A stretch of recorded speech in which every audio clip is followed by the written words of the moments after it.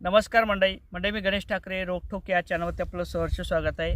मंडळी 5 मार्चला एक मोठा राजकीय स्फोट होणार आहे आणि त्यामध्ये कोण भाजपसोबत राहणार, कोण भाजपमधून बाहेर पडणार आणि त्याचबरोबर राष्ट्रवादी ह्या दोघींची विलीनीकरण होणार का, दोन राष्ट्रवादीचं विलीनीकरण होणार का, त्याबरोबर राहुल गांधी यांचं काय म्हणणं आहे, उद्धव ठाकरे यांचा काय निर्णय असणार आहे आणि त्याचबरोबर एकनाथ शिंदे हे परत राहणार का सोबत, हे देखील आपण या व्हिडिओच्या माध्यमातून समजून घेणार आहोत।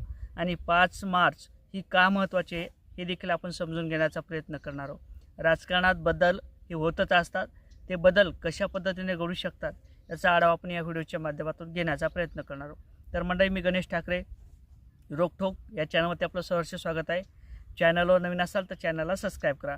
मंडळी, राजकारणात मोठे फेरबदल होतात हे आपल्याला प्रत्येकाला माहिती आहे। ज्या अर्थी काँग्रेसमधून शरद पवार बाहेर पडले, त्यांनी वेगळी राष्ट्रवादी तयार केली।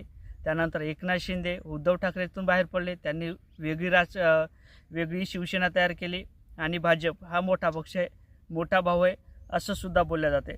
आणि भाजपने त्यांचा डाव खेळला आणि त्यांनी सगळ्यांना सोबत घेतलं, त्यांचं राजकारण आणि त्यांची सत्ता त्यांनी ती स्थापन केली। परंतु आता राज्यसभेच्या निवडणुका होणार आहेत आणि यामध्ये 7 जागेच्या निवडणुका ह्या होऊ घातलेल्या आहेत, त्यामध्ये बिगुलसुद्धा वाजलेलं आहे। परंतु आता राष्ट्रवादी म्हणजेच शरद पवार यांनासुद्धा माहिती आहे की आपल्याकडे सत्ता आली पाहिजेत, राज्यसभेची जी काही खुर्ची असेल, जी काही सत्ता असेल ती आपल्या हातात आली पाहिजे।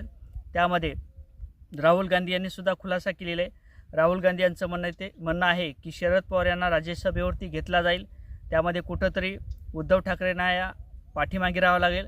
आता जे काही युती असेल त्याच्यासुद्धा दोघांमध्ये जे काही युती असेल म्हणजे काँग्रेस, राष्ट्रवादी आणि शिवसेना यामध्ये सुद्धा फळी निर्माण होण्याचं काम होऊ शकते। राज्यसभेची निवडणूक आहे आणि त्यामध्ये फक्त 7च जागा आहेत, त्या 7 जागेसाठीची निवडणूक होणार आहे।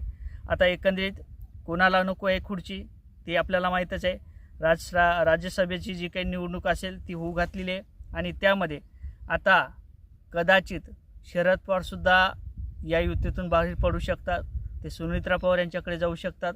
कारण तर सुमित्रा पवार यांनी अद्यापही त्या फाईलवरती सही केली नाही, जो काही राजीनामा असेल तो दिला नाही। ती जी काही खुर्ची असेल ती आता पार्थ पवार यांना दिली जाते का, शरद पवार यांना दिली जाते का, त्याचबरोबर सुप्रिया फुलसुळे यांना दिली जाते का, हे देखील कोड आहे। आणि त्याचबरोबर आता जे काही राजकारणातली कुरघोडी असेल ती आपण पाहिलेलीच असेल, ज्यामध्ये जरी एकनाथ शिंदे हे भाजपसोबत असलं, मुख्यमंत्री फडणवीस यांच्यासोबत असलं, तरीसुद्धा त्यांचंसुद्धा जे काही महापौरची नाराजी असेल, मुंबईचा महापौर त्यांना भेटला नाही, उपमहापौर त्यांना देण्यात आलेलं आहे।